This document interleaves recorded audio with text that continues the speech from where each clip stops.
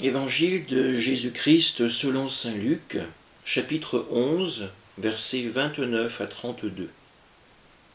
En ce temps-là, comme les foules s'amassaient, Jésus se mit à dire : « Cette génération est une génération mauvaise. Elle cherche un signe, mais en fait de signe, il ne lui sera donné que le signe de Jonas.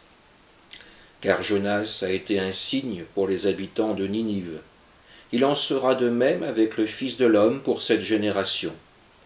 Lors du jugement, la reine de Saba se dressera en même temps que les hommes de cette génération, et elle les condamnera. En effet, elle est venue des extrémités de la terre pour écouter la sagesse de Salomon. Et il y a ici bien plus que Salomon.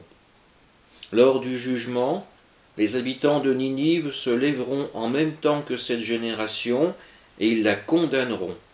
En effet, ils se sont convertis en réponse à la proclamation faite par Jonas, et il y a ici bien plus que Jonas. Acclamons la parole de Dieu. Les foules demandent à Jésus un signe afin qu'il leur démontre qu'il est bien le Messie. Le seul signe qui sera donné est celui de Jonas. Rappelons-nous, Jonas est cet homme qui est envoyé par Dieu vers Ninive pour y prêcher la conversion. Son voyage sera semé d'embûches et il se convertira lui aussi à son tour durant le voyage. Toutefois, ici Jésus ne vise pas les péripéties de Jonas. Il va à l'essentiel, la parole prononcée par Jonas à Ninive appelant à la conversion.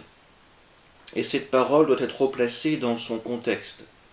Jonas n'est pas envoyé vers une ville anonyme parmi d'autres. Ninive était considérée comme la cité rassemblant la population la plus cruelle de l'Antiquité. Jésus appelle aussi à la barre des témoins la reine de Saba.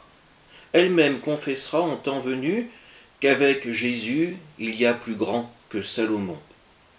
La population de Ninive, la reine de Saba, à travers eux, c'est le monde païen qui répond à l'invitation de Dieu.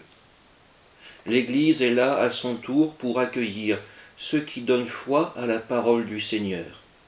Notre passé, notre origine, tout cela est sans importance. Seul doit compter notre désir d'accueillir la parole de Jésus, la parole de vie. Amen.